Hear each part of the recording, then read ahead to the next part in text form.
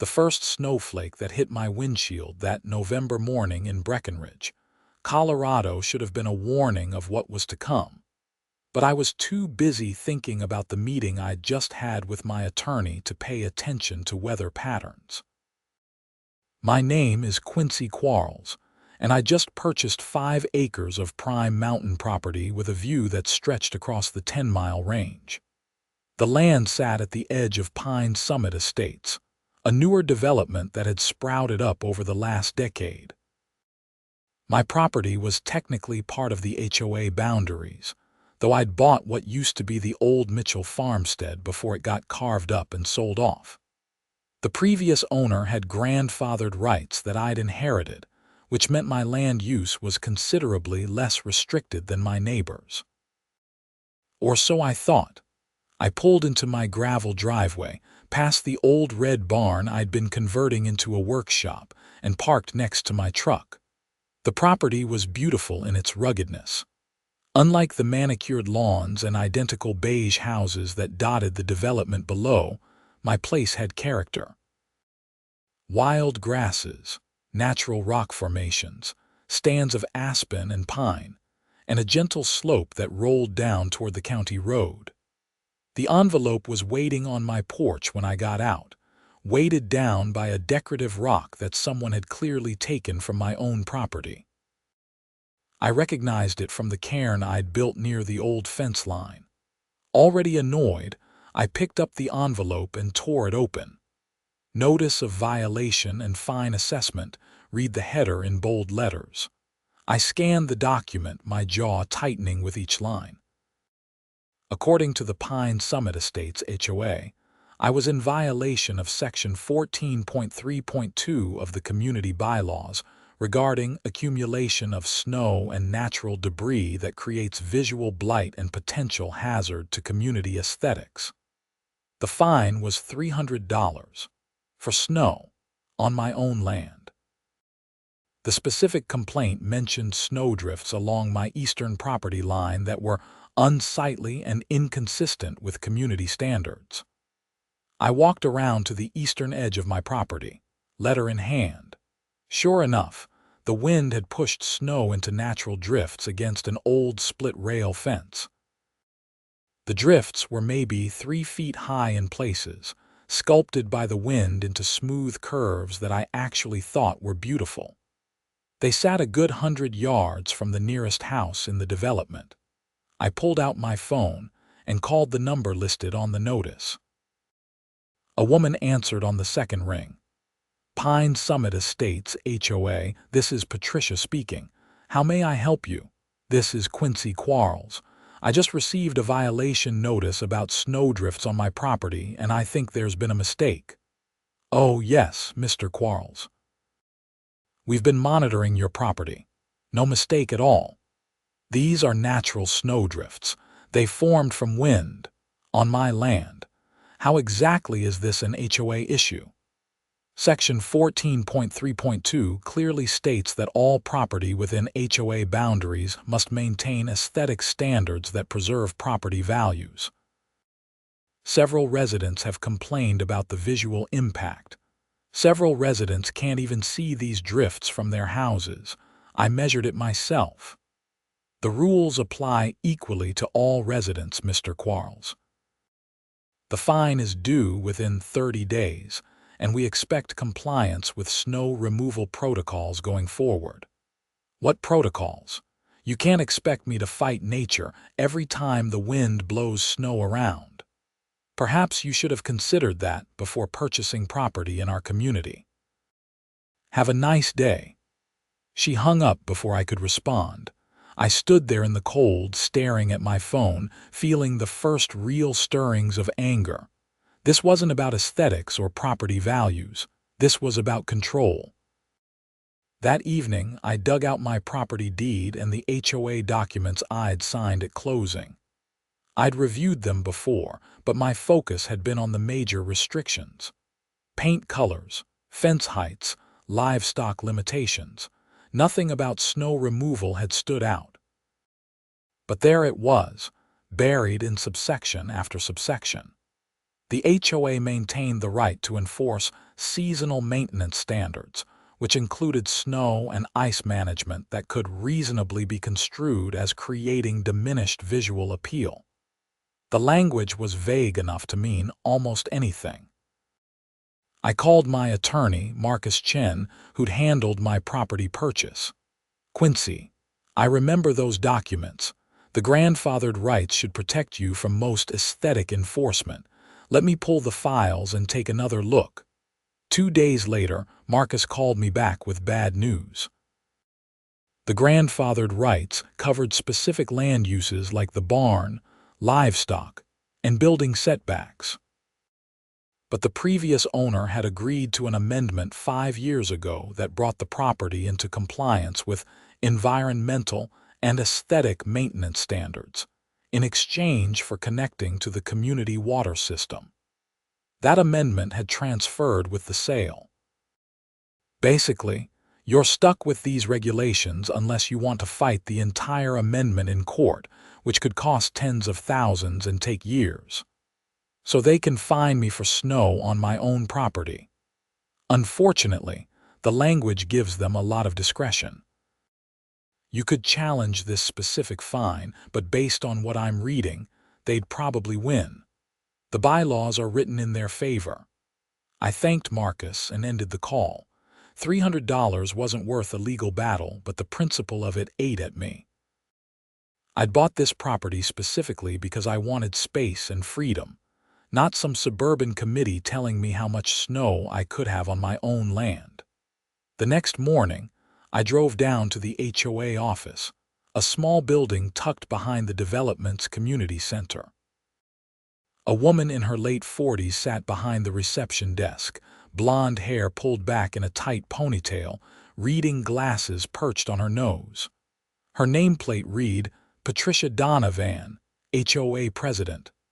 So this was the woman I'd spoken with on the phone. Mr. Quarles, I wondered if you'd stop by. She didn't smile. I'd like to discuss this fine. The snowdrifts are naturally occurring and they're not visible from any residence. This seems like overreach. Patricia folded her hands on her desk. Mr. Quarles, we have standards in this community. Standards that protect everyone's property values. When you purchased land within our boundaries, you agreed to uphold those standards. I'm not running a junkyard. It's snow, it melts. It's been there for 3 weeks. Other residents have maintained their properties. You've chosen not to. Other residents have quarter-acre lots with driveways and sidewalks. I have 5 acres of natural land. It's not the same thing. The rules don't differentiate based on lot size. You have 30 days to pay the fine and remove the snow accumulation. If you don't comply, the fines will increase to $500 per week until compliance is achieved.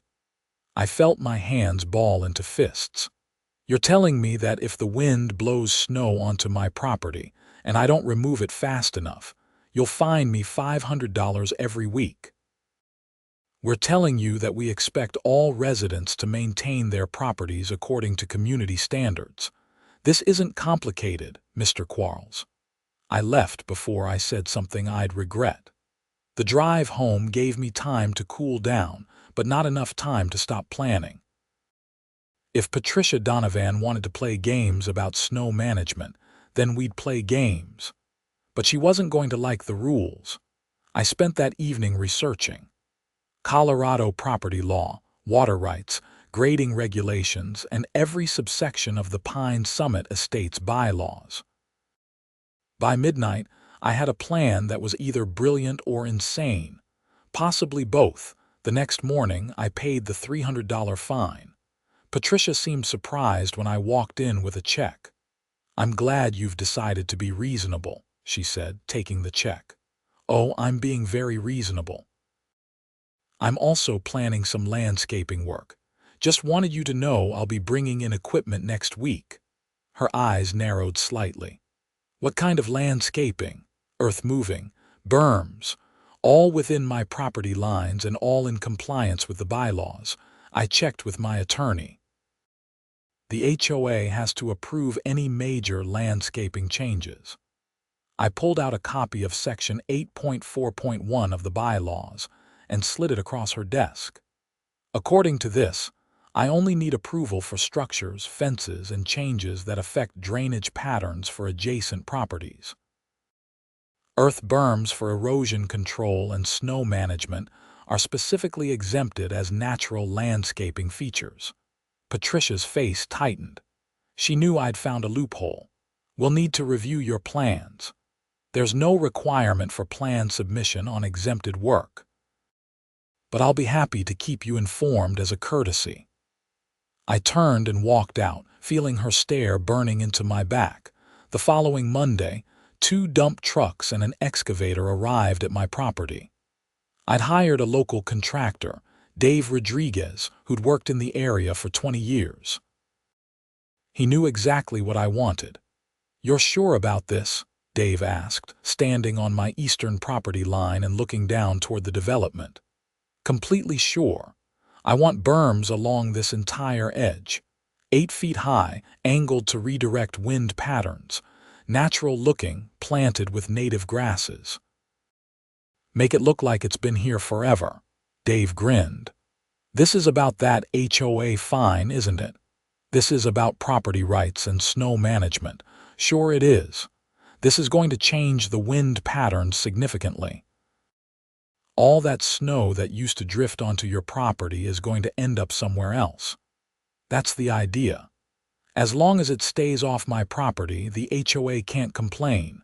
Technically true, though I'm guessing they'll have other complaints. Dave was right to be skeptical. By Wednesday, we'd moved enough earth to create a gentle berm that ran for 200 yards along my eastern property line. The berm averaged 7 feet high, with a gradual slope on my side and a steeper drop toward the development. We'd shaped it to look natural, following the existing contours of the land. The calls from the HOA started on Thursday. "Mr. Quarles, this is Patricia Donovan. We've had reports of major construction on your property. Just landscaping, all within code. We need to inspect the work to ensure compliance. You're welcome to look from the property line, but you're not setting foot on my land without a warrant or my permission, and you don't have my permission. This is highly irregular. The board will need to review this." The board can review Section 8.4.1 of your own bylaws. I'm in full compliance. Have a nice day, Patricia. I hung up and went back to supervising the work. The berms were taking shape beautifully. Dave had brought in topsoil, and we'd begun planting native grasses and wildflower seeds that would establish themselves by spring. From the development side, the berms looked like natural hills. From my side, they provided a privacy barrier and broke the wind patterns that had been creating the drifts Patricia had complained about. The real test came a week later when the next major storm rolled through. 12 inches of snow fell overnight, driven by winds that gusted to 40 miles per hour. I woke up early and walked my property in the gray dawn light. On my side of the berms, snow lay in a relatively even blanket, maybe 14 inches deep. The berms had broken the wind patterns perfectly. I walked around to the county road to check the other side. What I saw made me laugh out loud despite the cold. The berms had redirected the wind down into the development, and the snow had found new places to accumulate. Huge drifts, some 6 or 7 feet high, had piled up in the driveways and against the houses of the properties nearest my land. At least a dozen homes were affected, their driveways completely buried under sculptured mounds of white. My phone started ringing before I made it back to my house. I didn't answer. By the time I'd had coffee and breakfast, I had 17 missed calls and 23 text messages, all from HOA board members and affected residents. The messages ranged from angry to threatening. Patricia's was the most direct. "Your berms have created a hazard. Remove them immediately or face legal action." I texted back. The berms are in full compliance with HOA bylaws. How you manage snow on your properties is your responsibility, not mine. Please refer to Section 14.3.2 regarding seasonal maintenance standards. The satisfaction I felt was probably petty, but I didn't care. They'd picked this fight over natural snowdrifts on my property. Now they could deal with the consequences of their own ridiculous rules. By noon, I had actual company. Patricia Donovan pulled up in a black Audi SUV, accompanied by two other women I didn't recognize. They stopped at the edge of my driveway, clearly unsure whether they could legally proceed further.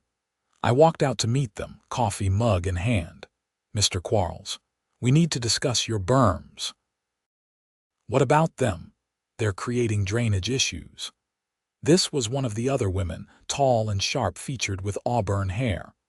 "I'm Sharon Hendricks, HOA Vice President. Those berms are directing snow and water runoff into residential areas." "The berms are on my property and don't affect drainage patterns for adjacent properties. They're exempt from review under Section 8.4.1. We've been through this." "The section refers to natural drainage patterns," Patricia said. "You've artificially altered the landscape."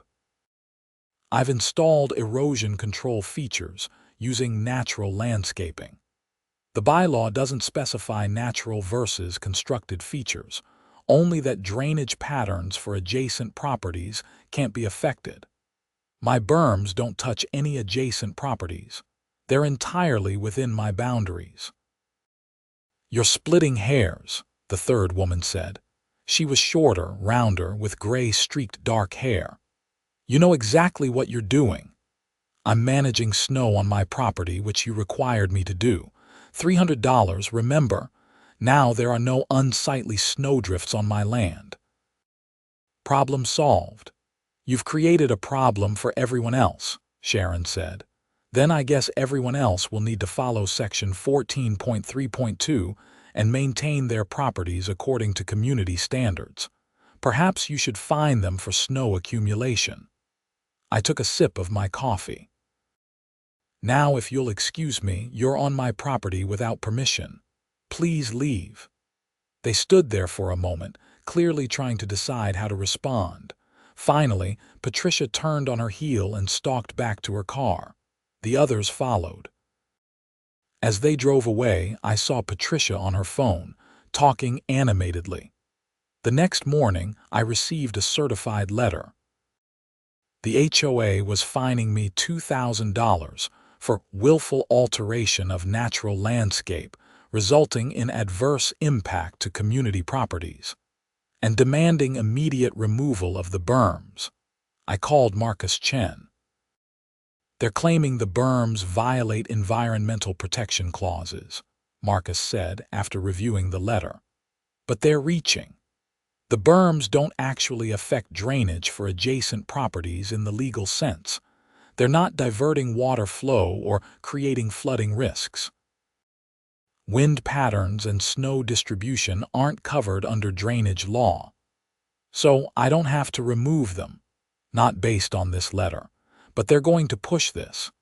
The HOA has attorneys too, and they're probably getting pressure from affected residents. This could get expensive." "Let it get expensive. I'm not backing down.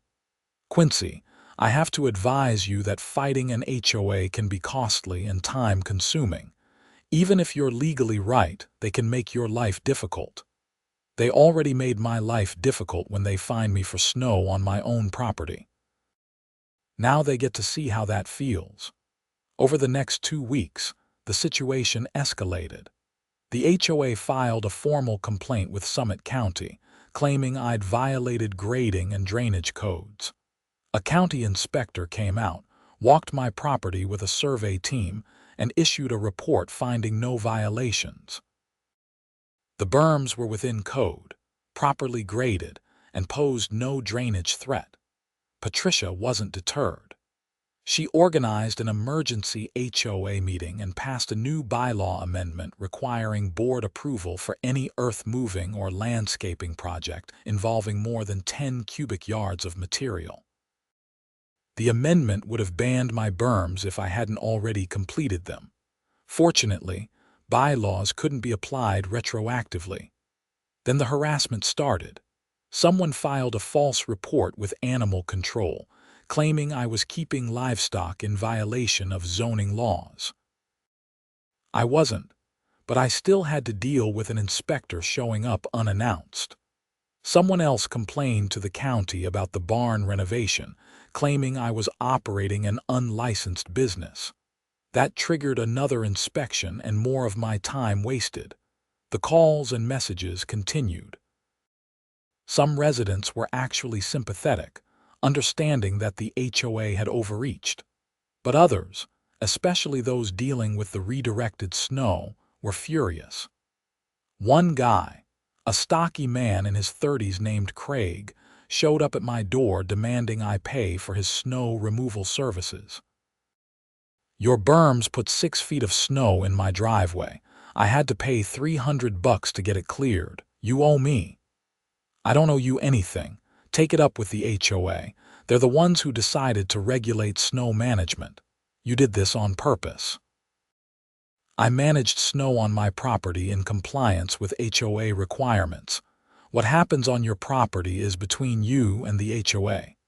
Craig stepped closer, trying to intimidate me. "You think you're clever, don't you? Just wait. We'll find a way to make you take those hills down. Step off my porch."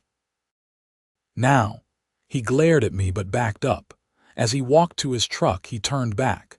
"This isn't over." I watched him drive away and wondered how far Patricia and her supporters would push this. The answer came sooner than I expected. The following week, I woke to the sound of machinery.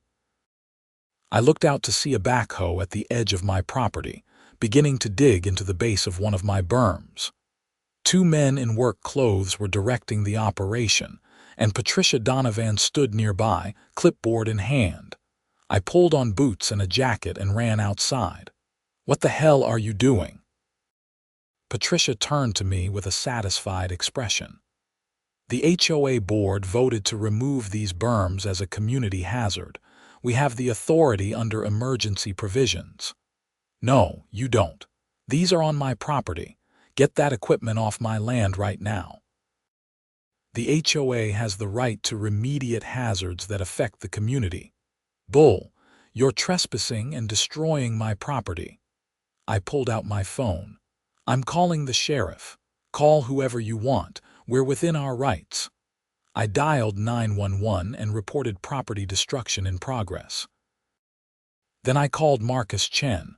While I waited, I positioned myself between the backhoe and the berm. "Sir, you need to move," one of the workers said. He looked uncomfortable. "I'm not moving. You're destroying my property." "Lady said we could do the work." "That lady doesn't own this property." "I do. And I'm telling you to stop right now or you're going to have bigger problems than she's paying you for." The worker looked at his partner, then at Patricia.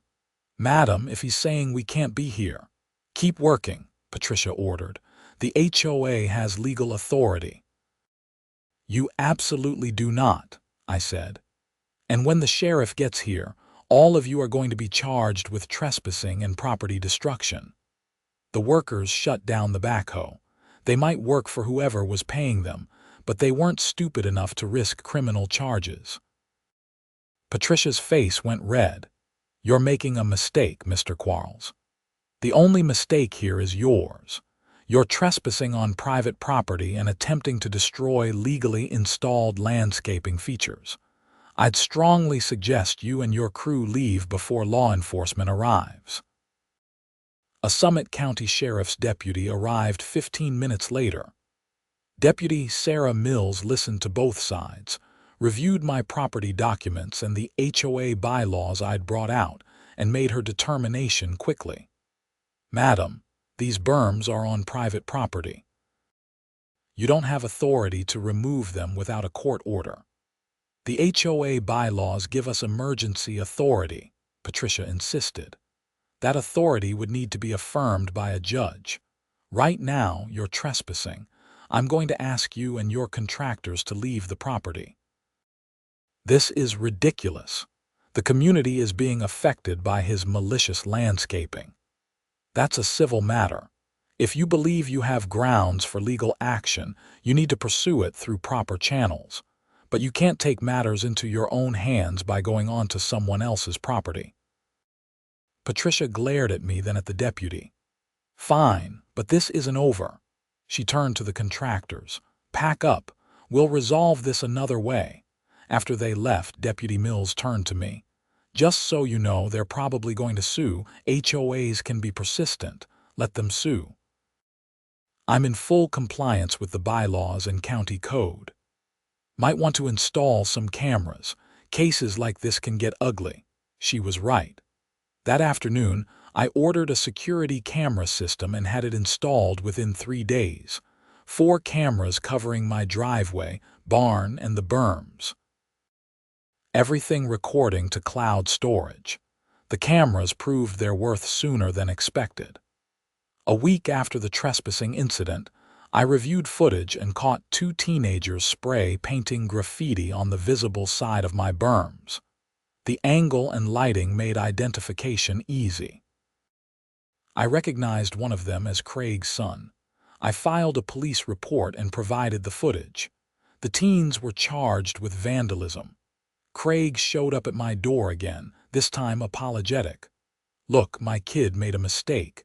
Can we work something out? If he gets charged, it'll affect his college applications. Your kid committed a crime on my property after you showed up here threatening me. I wasn't threatening you, I was upset. Your son made his choice. He can deal with the consequences.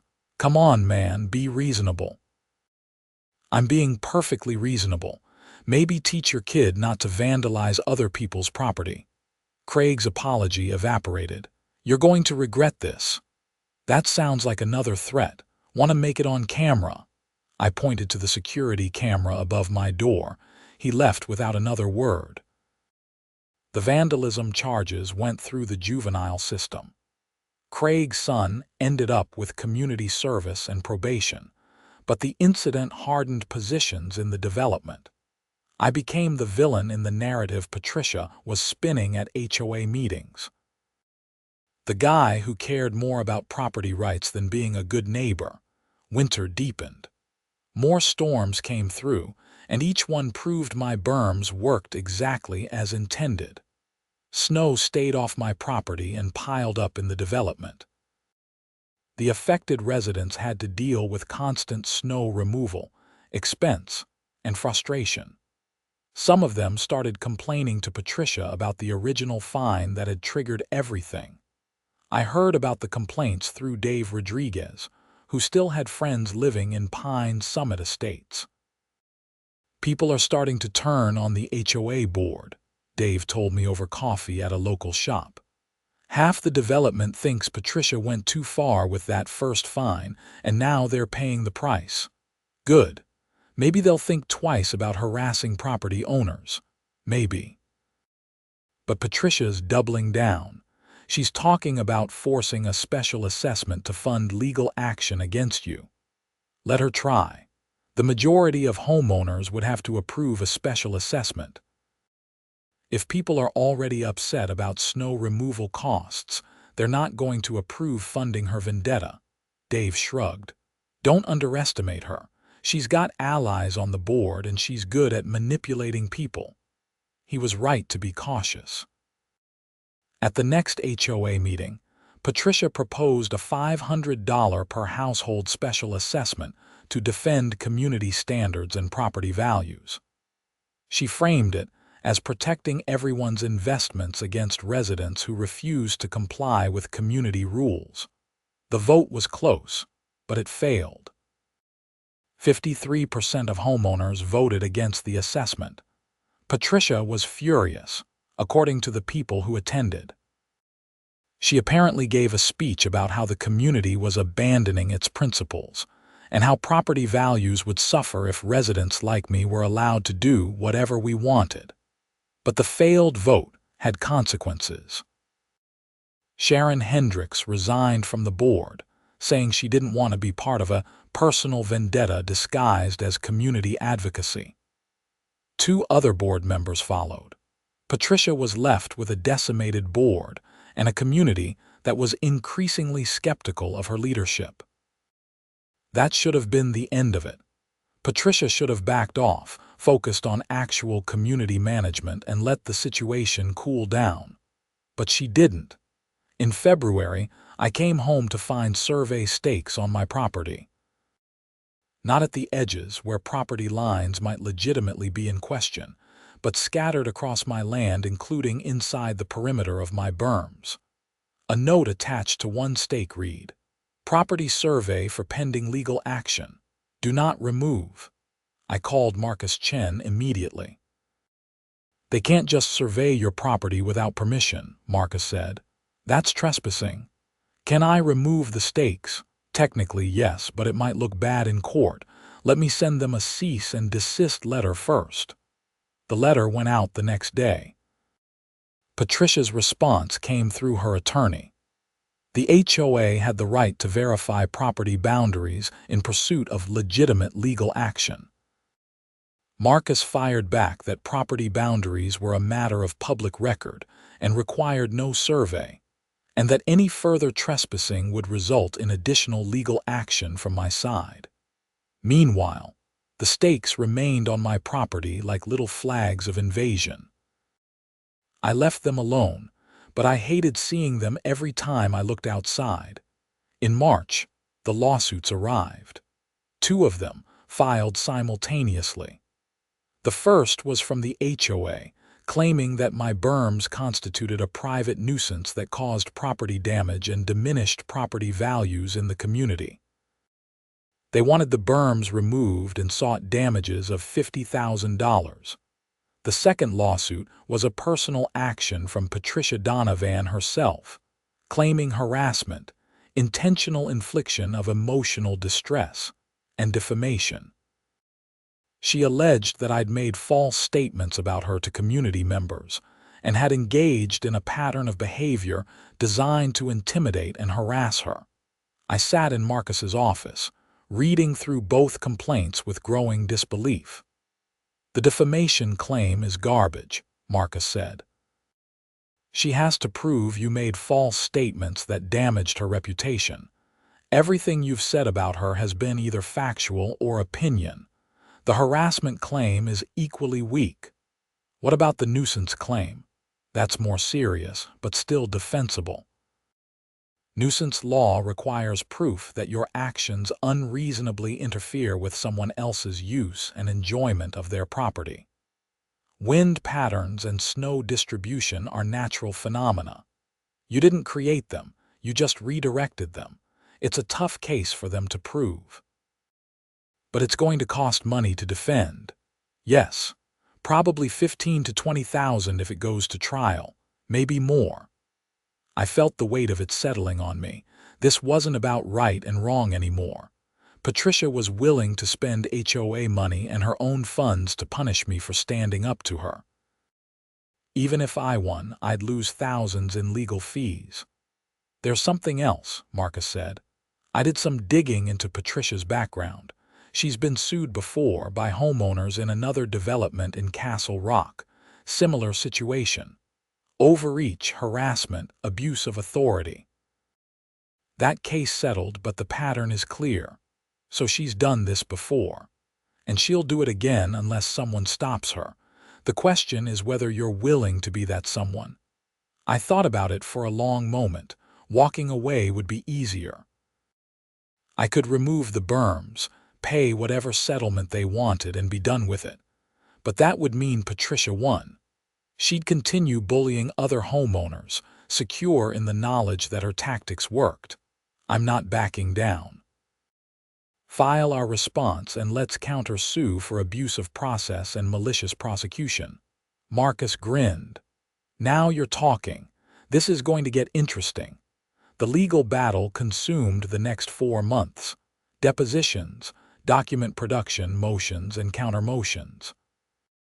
Patricia gave a deposition, where she presented herself as a dedicated community volunteer being victimized by a vindictive neighbor. I gave one where I laid out the timeline of her harassment and overreach. The HOA's case focused on property values.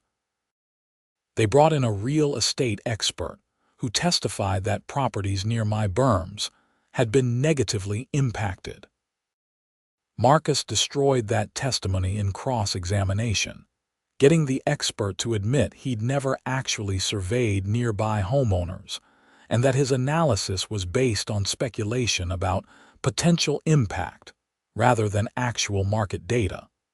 Patricia's personal lawsuit was even weaker. She couldn't identify a single false statement I'd made about her.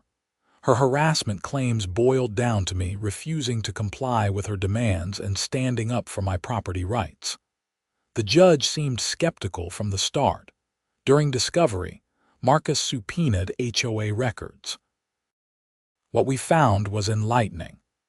Patricia had been using HOA funds for personal expenses, including meals, travel, and even clothing purchases that she claimed were for community representation. The amounts weren't huge, maybe $5,000 over 2 years, but they represented clear misappropriation of community funds. More interesting was the pattern of enforcement. Marcus compared violation notices over 3 years and found that properties owned by Patricia's friends and allies received significantly fewer violations than other properties, despite similar or worse compliance issues. She'd been playing favorites, using selective enforcement to reward supporters and punish anyone who questioned her authority.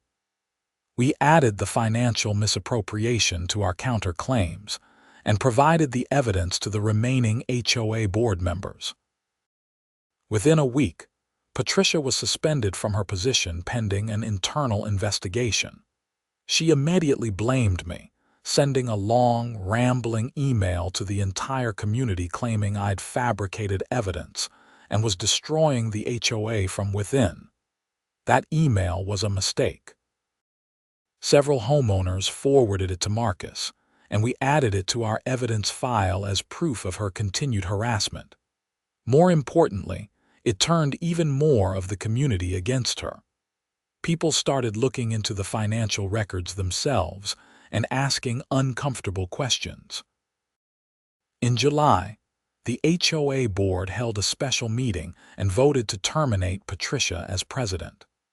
They also voted to drop the lawsuit against me, acknowledging that it had been pursued without proper board approval and represented an inappropriate use of community funds. Patricia's personal lawsuit continued, but it was falling apart. In August, her attorney filed a motion to dismiss most of the claims, keeping only a stripped-down version of the nuisance allegation. Marcus filed a motion for summary judgment, arguing that even the remaining claim had no merit. The hearing on the motions was scheduled for September 15th at the Summit County Courthouse in Breckenridge. I drove down that morning with Marcus, feeling cautiously optimistic. Judge Catherine Morrison presided. She was in her late 50s, with silver hair and a reputation for no-nonsense rulings. She'd reviewed all the briefs and evidence in advance.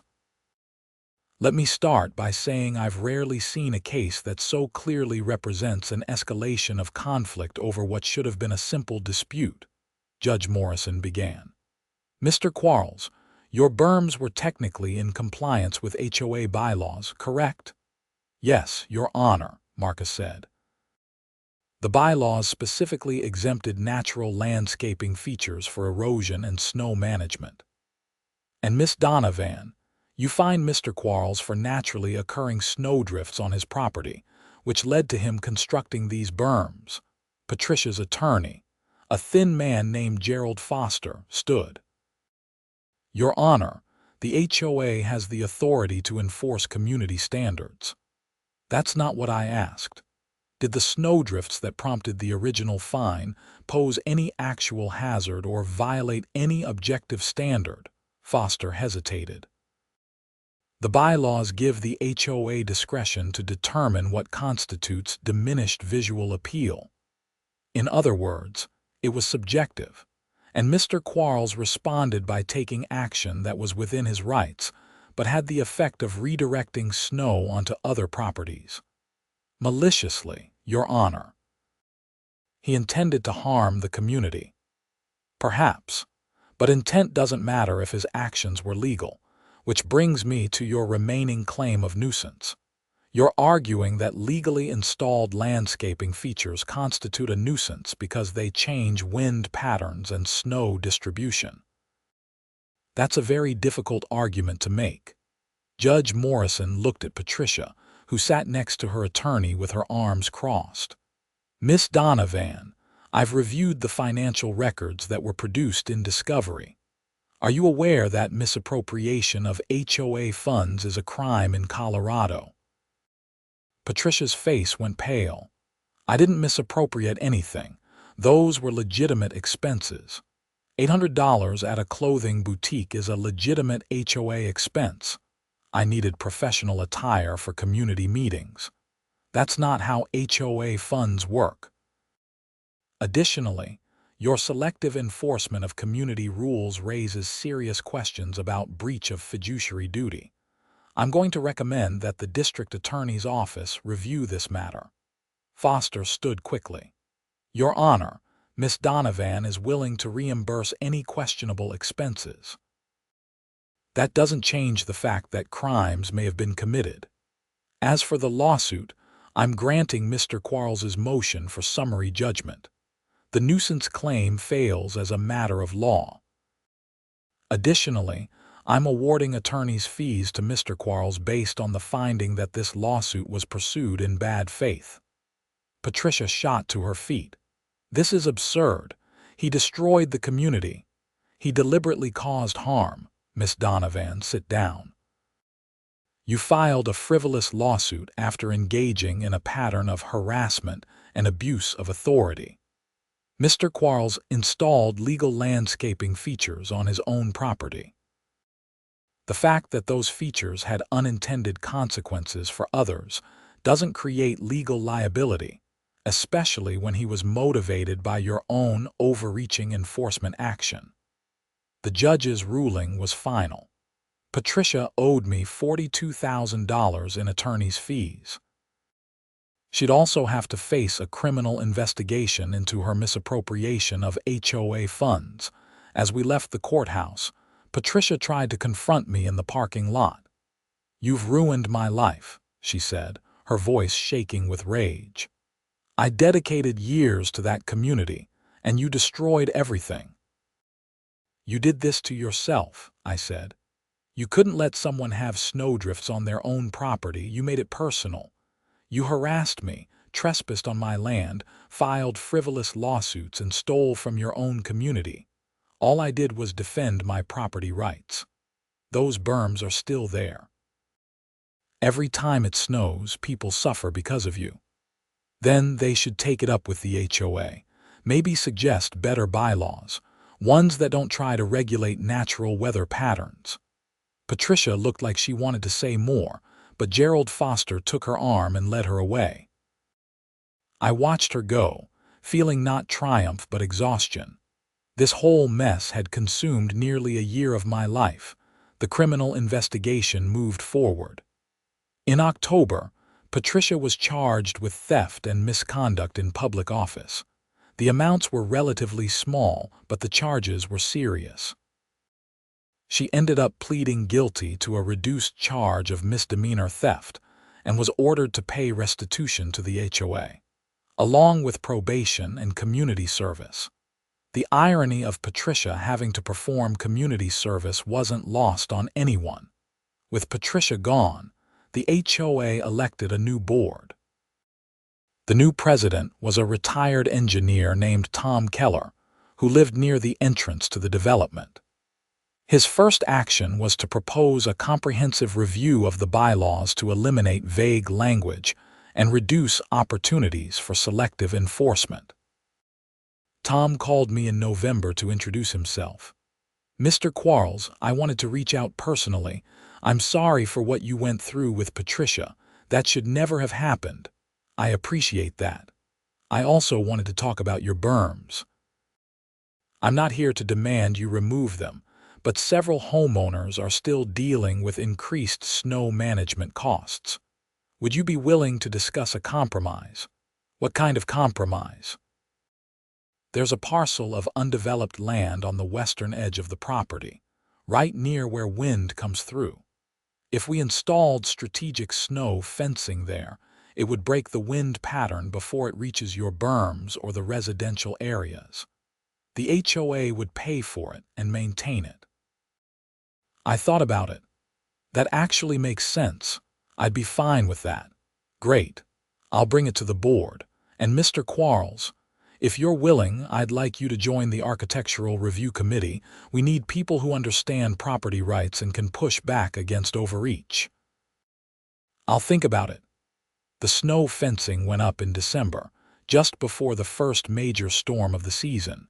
It worked perfectly, disrupting the wind patterns before they reached either my berms or the development. Snow fell more evenly across the entire area, and the complaints stopped. I declined Tom's offer to join the committee. I'd had enough of HOA politics to last a lifetime. But I did attend the annual meeting in January where the new bylaws were presented and approved. The changes were significant. Objective standards replaced subjective judgments. Clear processes replaced arbitrary enforcement. Property owners got meaningful appeal rights. Patricia attended the meeting, sitting in the back and glaring at everyone. When the bylaws were approved by an overwhelming vote, she stormed out without saying a word. I heard she sold her house in February and moved out of state. I didn't ask where. Spring came, and my berms transformed. The native grasses and wildflowers I'd planted bloomed in waves of color. Aspen saplings I'd added began to establish themselves. What had started as an act of defiance had become something beautiful, a natural feature that looked like it had always been part of the landscape. I was working in the barn one afternoon in April when Dave Rodriguez stopped by. "Place looks good," he said, looking around at the property. "You survived the HOA wars." "Barely." Was it worth it? I thought about the question. The stress, the legal fees, the time and energy consumed by the fight, all of it because Patricia Donovan couldn't tolerate snowdrifts on someone else's property. "Yeah," I said finally. "It was worth it." Not because I won, but because someone had to stand up to her. If I hadn't, she'd still be running that HOA like a tyrant, making life miserable for anyone who questioned her. True enough. You hear about the new owner of her house? No. Young couple, first-time homebuyers. Tom said they're really nice. Already got involved in a couple committees. Good. The community deserves people who want to contribute, not control, Dave grinned. Spoken like someone who actually learned something from all this. I learned that HOAs aren't inherently bad. Bad leadership makes them bad. And that property rights mean nothing if people aren't willing to defend them, even when it's expensive and difficult. Deep thoughts for a guy who built hills to mess with his neighbors' driveways. I laughed. I built berms for snow management. The driveway thing was just a bonus. As Dave drove away, I stood on my property looking out at the mountains. The berms rose gently to my east, covered in new grass and scattered with early wildflowers. Beyond them, the houses of Pine Summit Estates sat peacefully under the afternoon sun. No more conflict, no more lawsuits, no more Patricia Donovan. Just property rights defended and preserved. And sometimes, that's enough of a happy ending. The summer passed quietly, and I fell into the routine I'd hoped for when I first bought the property. Working in the barn, hiking the mountain trails, enjoying the space and freedom that had drawn me here. The HOA left me alone, and I left them alone. It was exactly what a homeowner association should be. an invisible presence that maintained common areas and stayed out of people's lives. In August, I got a call from Marcus Chen. Just wanted to let you know Patricia finally paid the judgment, all $42,000. Her attorney said she had to liquidate some investments. That's good, I guess. It's more than good, Quincy. You held her accountable. Not many people are willing to do that. I just wanted to be left alone with my snowdrifts, Marcus laughed. And you ended up reforming an entire HOA. Not bad for a guy who likes snow. After we hung up, I walked outside and looked at my berms one more time. They'd become part of the landscape now, so natural that visitors often assumed they'd always been there. The native plants had established themselves, and wildlife had started using the berms as shelter and pathways. Sometimes the best solutions to human problems turn out to be the ones that work with nature instead of against it. Patricia had tried to control the weather in a sense. She'd wanted to dictate where snow could and couldn't accumulate, as if rules and regulations could override wind and gravity. All I'd done was work with those forces, redirect them, and let nature do what nature does. The irony was that my property, which had been cited for visual blight, had become one of the most attractive parcels in the area. The berms added dimension and interest. The native plantings brought color and life. Several people had told me they drove by just to look at it. Tom Keller stopped by one evening in September with a proposal. The HOA wanted to feature my property in their community newsletter as an example of creative landscaping that enhances property values.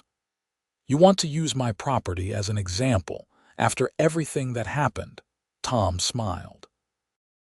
I want to use your property as an example of what happens when the HOA works with homeowners instead of against them, and as proof that native landscaping can be beautiful and functional. And you think people want to read about this? I think people want to know that the old HOA is gone and the new one is different. Your property proves it. You did something controversial, we fought about it, and in the end, everyone's better off. That's a good story. I thought about it and agreed. The newsletter article ran in October, complete with photos of the berms in different seasons. The response was overwhelmingly positive.